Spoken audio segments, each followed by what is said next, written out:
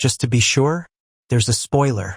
It's about time to revoke some people's internet privileges. Anybody who targets minorities and women online needs to check themselves anyway. Despite the efforts of certain platforms to prevent review bombing, trolls still seem to be getting away with it. The latest victim is HBO's The Last of Us, which, like the video game it is based on, has been targeted by individuals who seem to have a problem with women being spotlighted. The second season of the show, which premiered less than a month ago, immediately started attracting negativity from a section of the audience. This was reflected in its fast-declining audience score on Rotten Tomatoes. But trolls can't be contained to just one platform. They've also messed with the show's rating on Metacritic.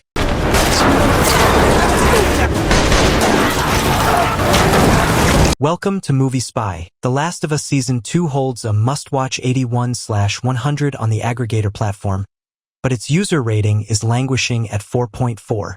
One glance at the user reviews reveals that most detractors seem to be repeating the issues they had with the source video game. The negativity is being targeted at stars Bella Ramsey and Caitlin Dever, while Pedro Pascal, whose character Joel, spoiler alert, was killed in the second episode, seems to be doing just fine.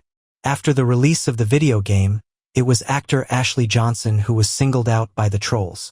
Are you noticing a trend? Any film or show with even mildly progressive politics seems to irritate the sort of people who are likely to spend time venting about these things online. Review bombing isn't an unusual phenomenon, especially in these divided times. Famously, the all-female Ghostbusters reboot was targeted so viciously by the self-appointed gatekeepers of the franchise that its box office performance was affected. In 2019, Rotten Tomatoes was forced to take measures to prevent review bombing when certain folks targeted Brie Larson for making political statements ahead of the release of Captain Marvel.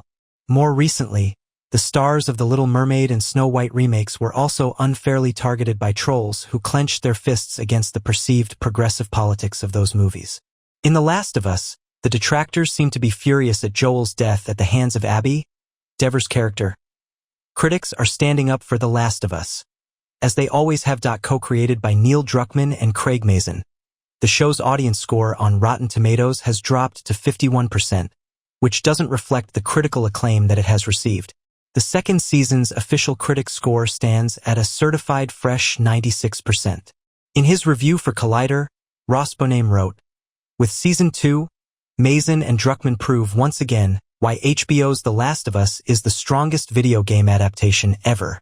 New episodes of The Last of Us Season 2 air on HBO on Sundays. Stay tuned to Collider for more updates. Thanks for watching.